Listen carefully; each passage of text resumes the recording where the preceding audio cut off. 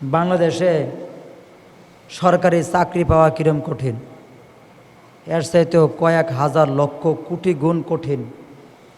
এটা কত গুণ বললে বোঝা যাবে, তার চাইতেও বেশি কঠিন জান্নাত পাওয়া। জান্নাত পাওয়া এই জন্য আমরা জান্নাতের ধার ধারি না। জান্নাত আমাদের আসলে দরকার আছে কি না এটাও আমরা জানি না, মনে করি না। এই জান্নাত আমাদের পরকালে জান্নাত না পাইলে পরে আমাদের যে কি অবস্থা হবে সেই অবস্থার কথাও আমরা চিন্তা করি না। খালি শুনি হুজুরদের মুখে বয়ান শুনি, কলেজা ছিদ্র বিছিদ্র হয়ে যাবে, শরীর ছিন্ন বিচ্ছিন্ন হয়ে যাবে, আগুনে পুড়ে সব ছারখার হয়ে যাবে, ঠিক আছে, হাড্ডি গোশত মাংস সব এক হয়ে সব পিষে যাবে। শুধু এটাই শুনলাম, কিন্তু আসলেই যে কলেজা ছিদ্র বিছিদ্র হয়ে গেলে পরে আমার কেমন লাগবে সেই চিন্তা কিন্তু আমরা কেউ করি না। শরীরকে যদি পিষে ফেলা হয়, আমার শরীর পিষে ফেললে পরে আমার কেমন লাগবে সেই চিন্তা আমরা কেউ করি না। বাস্তবতায় আমরা কখনো যাই না, ওই জায়গাটায় আমরা পৌঁছাই না। শুনি হুজুরে বয়ান করছে দুনিয়াতে আমল না করলে জাহান্নাম হবে, জাহান্নামে কি আগুন, আগুনের মাধ্যমে শাস্তি হবে। কিন্তু আগুন আমার শরীরে লাগলে পরে আমার যে কি গতি হবে, আমার যে কি অবস্থা হবে। জেলখানার ভিতরে 12 ফুট 13 ফুট 15 ফুট 20 ফুটের একটা ওয়াল কয়েদিরা ওভারটেক করিয়া পলায়া যাইতে পারে না। আর 70 বছরের এক ঘটতে আমি আপনি যদি পড়ে যাই সেখান থেকে কোনো দিন আমরা উঠতে পারবো, এই চিন্তা কেউ কোনো দিন করে? 70 বছর লাগে এমন এক গর্তে যদি কেউ পড়ে যায়, ওই গর্তে থেকে কোনো দিন কেউ উঠতে পারবে? 70 বছর, 70 মিনিট যাইতে, 70 মিনিট যাইতে যতটুকু গর্ত হয়, এতটুকু গর্তের মধ্যে কেউ পড়ে গেলে উঠতে পারবে? মিনিট বাদ দেন, 70 সেকেন্ড। কেউ জোরে হাঁটা দিলে 70 সেকেন্ডে কমপক্ষে না হলেও 200-250 গজ 300 গজ চলে যাবে। কেউ যদি 200-300 গজ মাটির নিচে পড়ে তাহলে সে ওইখান থেকে উঠতে পারবে? উঠতে পারবে না। আর মানুষের শরীরেও থাকবে আগুন, আগুন থাকবে তার শরীরে, আগুন। আমরা কিন্তু কেউ এই চিন্তাটা করি না, শুধু পরকালের কথা শুনি। মসজিদে আইসি, নামাজ পড়তে আইসি, হুজুর একটু কইলে শুনলাম, হ্যাঁ হুজুর আসলেই তো পরকালে অনেক কিছু হবে শেষ। এই যে যা মুখে কানে শুনলাম, একজনের মুখে বলল, আমি কানে শুনলাম, এটা এই পর্যন্তই রেখে দিলাম। এইটা নিয়ে কোনো চিন্তা গবেষণা, কোনো ধরনের মুরাকাবা আমাদের কখনোই নাই, কখনোই নাই।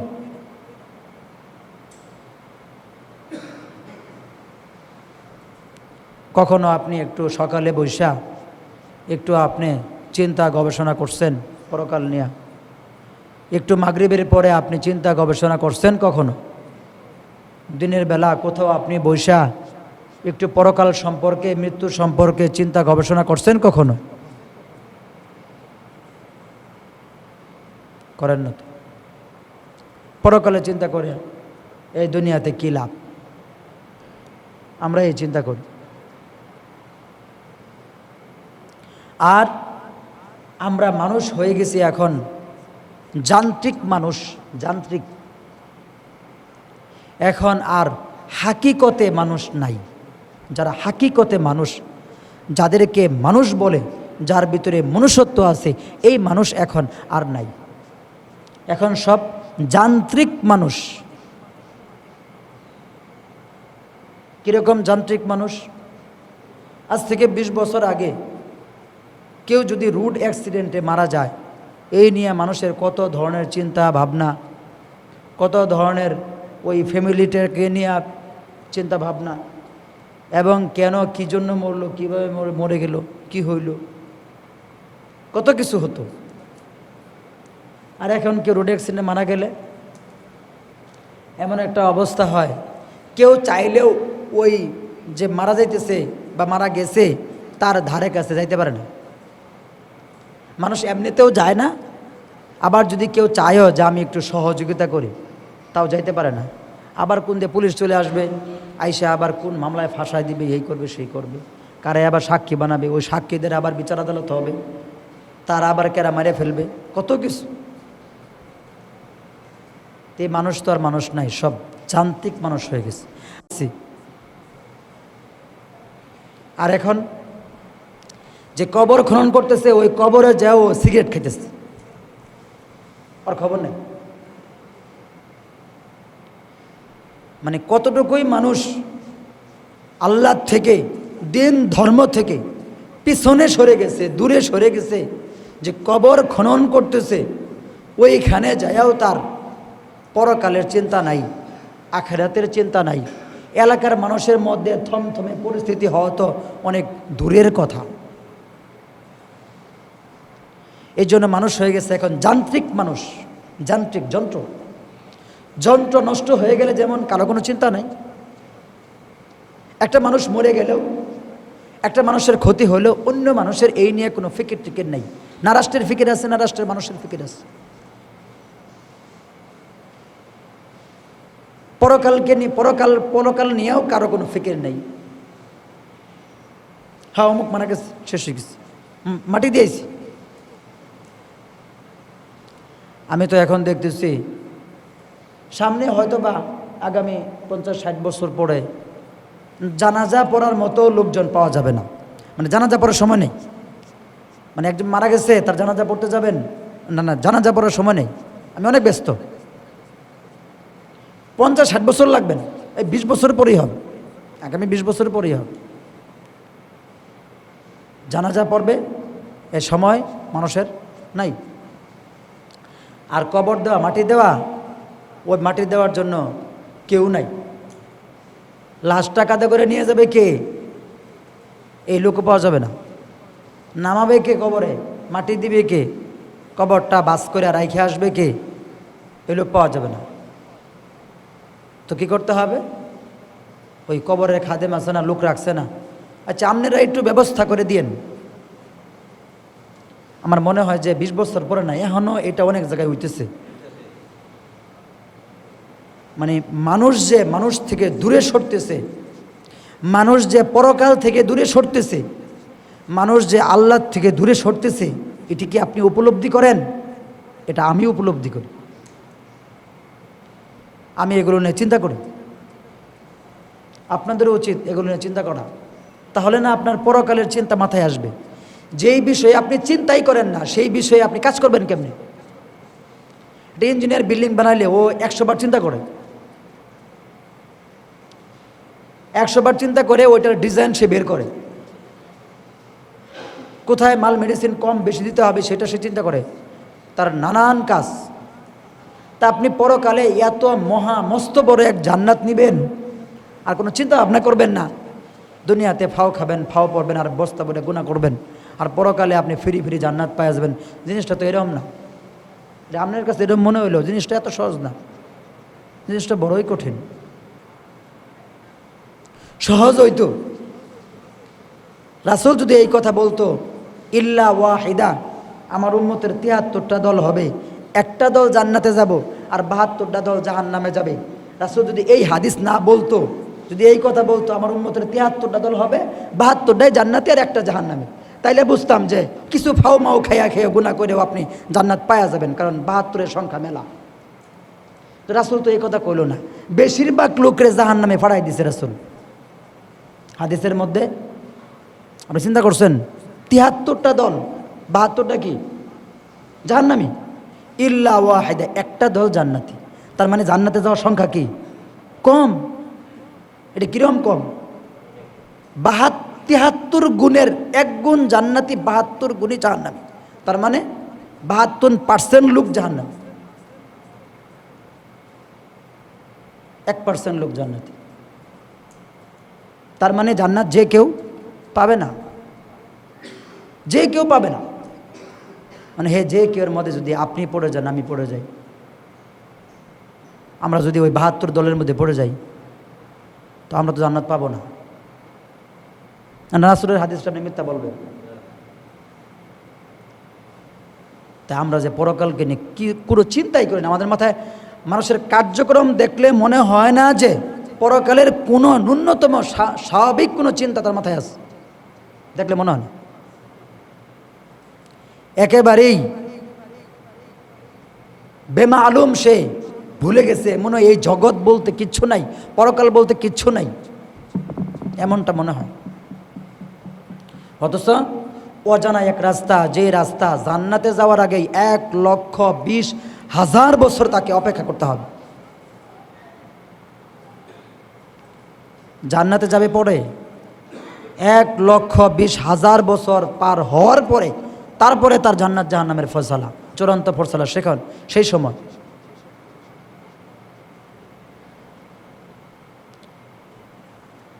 আমি মাঝে মাঝে এই চিন্তাও করি, কেউ যদি পরে যে চূড়ান্ত পর্যায়ে জান্নাত জাহান্নামের ফয়সালা হবে ওইটা যদি মানুষের জীবনে নাও থাকতো, এই 1,20,000 বছর কেমনে সে শান্তিতে কাটাবে, এইটাই কি কোনো কম সময়?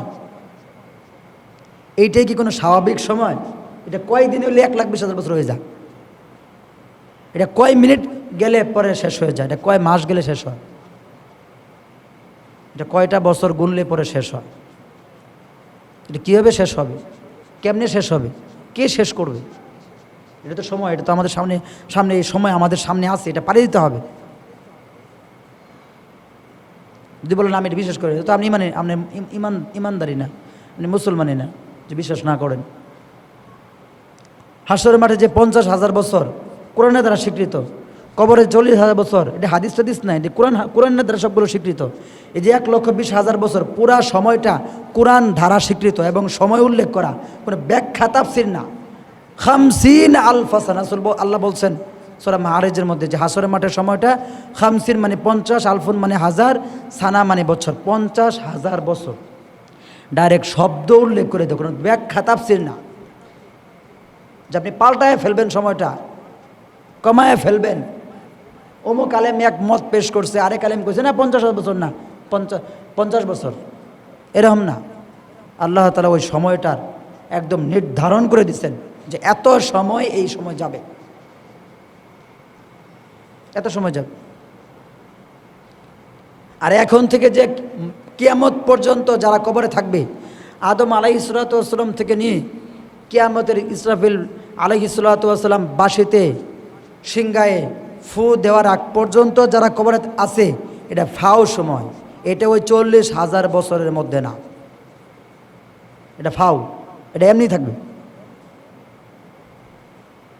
সর্বশেষ যেই ব্যক্তিটা দুনিয়ার থেকে মারা যাবে, ওই ব্যক্তি কবরে 40,000 বছর থাকবে, তার সময় থেকে হিসাব। এর আগে যারা মারা গেল এরা ফাও, এটি ফাও কবরে আছে।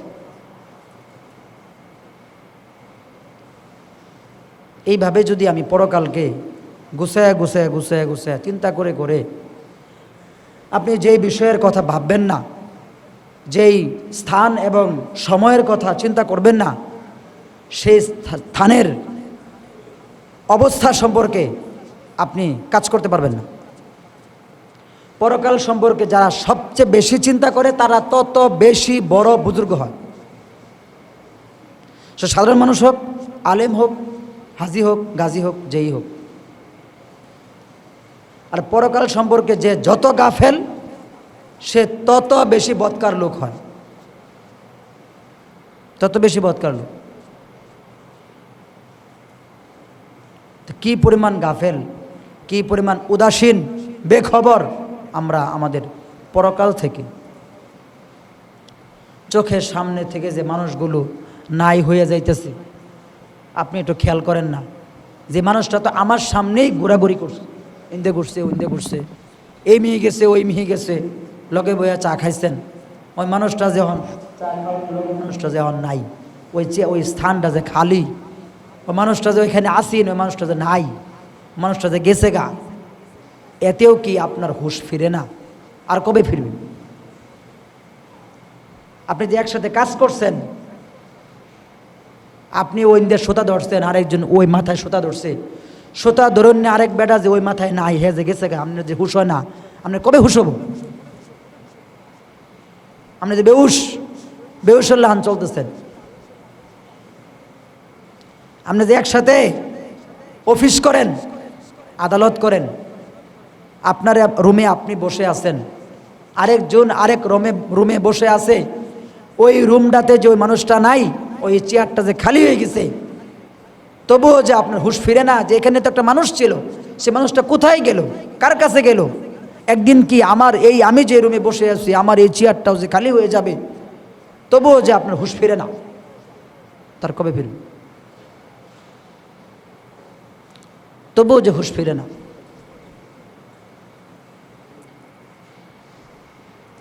যে মানুষটার সাথে একসাথে আপনি কথা বলছেন, একটু সমস্যায় পড়লেই আপনি তার কাছে গেছেন, ভাই আমি সমস্যায় পড়ছি, আমরা 10,000 টাকা দেন, একটু সমস্যাটা সমাধান করি। এই যে একজনের কাছে দৌড়ায় গেছেন, বন্ধু হোক, দোস্ত হোক, আত্মীয় স্বজন হোক, 2 বছর আগেও, 1 বছর আগেও, 6 মাস আগেও যার কাছে গেছেন, আবার যে আরেকদিন সমস্যায় পড়ছেন, এখন ওই যে আগে 6 মাস আগে যার কাছে গেছেন, সে মানুষটা যে নাই, আপনি তবুও যে হুঁশ ফিরে না যে আমি 6 মাস আগেও, 2 মাস আগেও, 2 দিন আগেও যে ব্যক্তির কাছে গেলাম, ওই মানুষটা যে এখন নাই। আমার যে আরেকটা সাইড, আরেকটা মাথা, ওই মাথাটা যে খালি হয়ে গেছে, আমার যে ঘরের পাশে আরেকটা ঘর, ওই ঘরে যে আরেকটা মানুষ থাকতো, আপনি বিপদে পড়লে সে আসতো, সে বিপদে পড়লে আপনি যাইতেন। এখন তো ওই বাড়ির যারা এখন আছে, ওরা বিপদে পড়লো আপনি, আপনি বিপদে পড়লো আপনি। এখন তো আপনি বিপদে পড়লে আরেকজন আসে না, সে তো নাই, সে চলে গেছে, তবুও যে আপনার হুঁশ ফিরে না। আপনি যে বেখবর, কবে হুঁশ ফিরবে তাহলে? এইভাবে তো আমরা চিন্তা করি না। একসাথে যে হুন্ডা দিয়া, গাড়ি দিয়া যে আপনি শহরে, বন্দরে, এখানে সেখানে গেছেন, পিছনে যে মানুষটারে বসায়া, অথবা আপনি পিছিয়ে বসে যে মানুষটা ড্রাইভিংয়ে ছিল, বহুদিন যার সাথে আপনি গাড়ি দিয়ে চলাফেরা করছেন,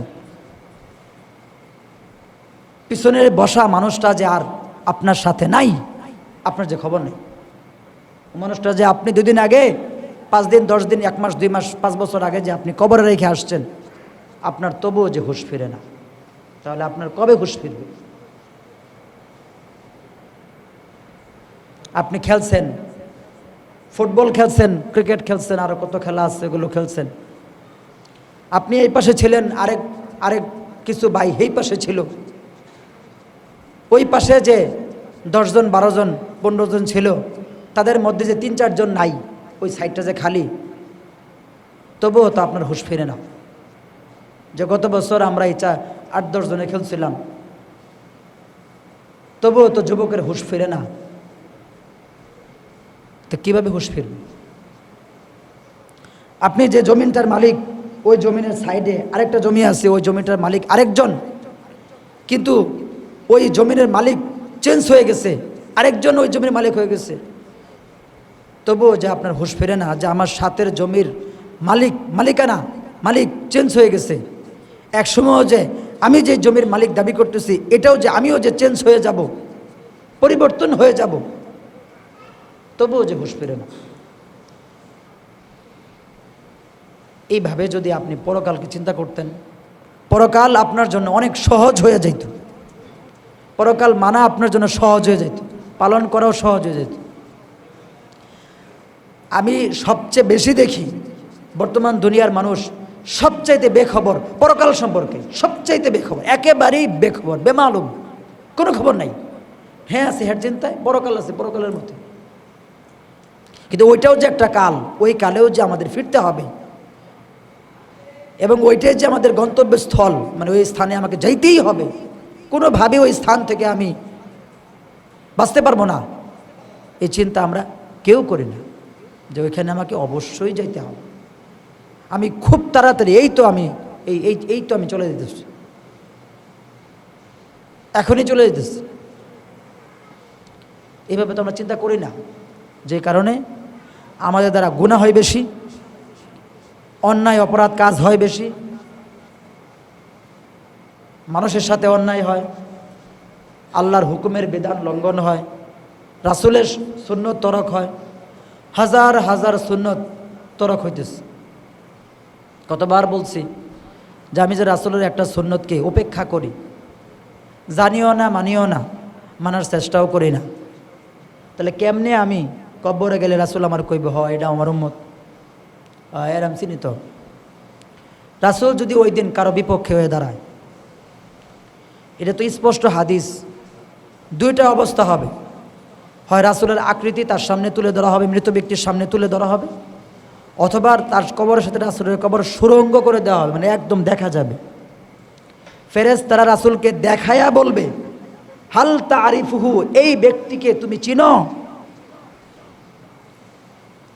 ওই সময় যদি রাসূল কোনোভাবে আপনার বাধা হয়ে দাঁড়ায়, রাসূল যদি বলে বসে এটা আমার উম্মত না, আপনি কি করবেন?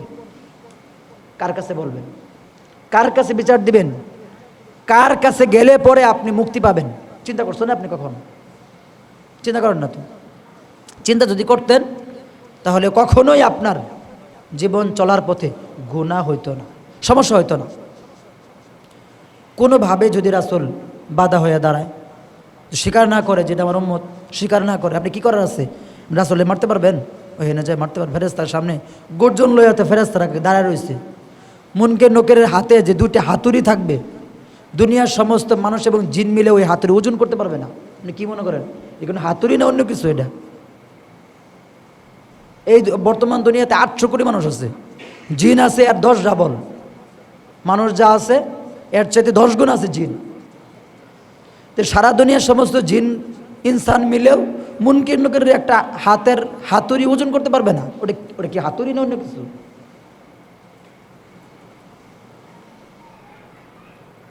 তাহলে কি অবস্থা হবে?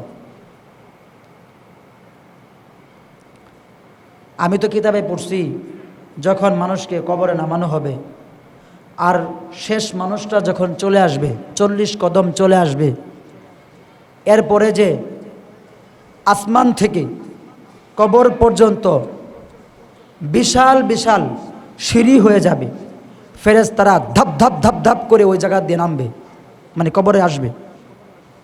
ফেরেশতাদের নামা লাগে না, কিন্তু মূলত উদ্দেশ্য হলো ওই মৃত ব্যক্তির ভয় ধরানো, ওই বৎকারের ভয় ধরানো। ওই সিঁড়ির যে ধরনগুলো হবে, মৃত ব্যক্তি ওইটা দেখেই বেশ হয়ে যাবে, অবস্থা খারাপ হয়ে যাবে। মানে এত বড় বড় সিঁড়ি আর এত পায়ের আওয়াজ, যে সিঁড়ির মধ্যে পা দিতেছে।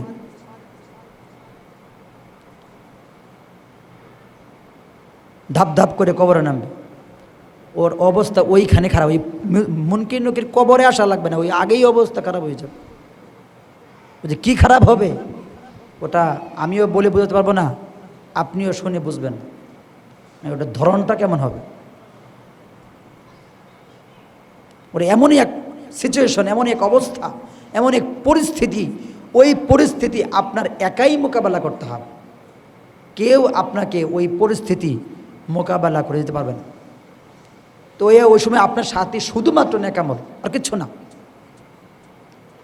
আমল যদি আপনার পুঁজি থাকে, আপনার সাথে আমল আছে, আপনার কোনো ভয় নাই, কোনো ভয় নাই যে আজরাইল আপনার কাছে আসবে। ওই আজরাইলও আপনার সাথে সৎ ব্যবহার করবে, শুধু সৎ ব্যবহার না, সালাম দিয়ে বলবে আল্লাহ আপনাকে যাইতে বলছে, আমি আপনাকে নেওয়ার জন্য আসছি।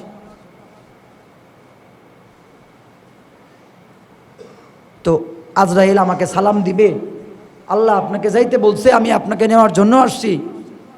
আপনি আইসা পড়েন, এই পচা গান্দা দুনিয়াতে আপনি আর কয়দিন থাকবেন? এই কথাটা আজরাইল বলার জন্য আপনার কি পরিমাণ আমল করতে হবে একটু চিন্তা করেন।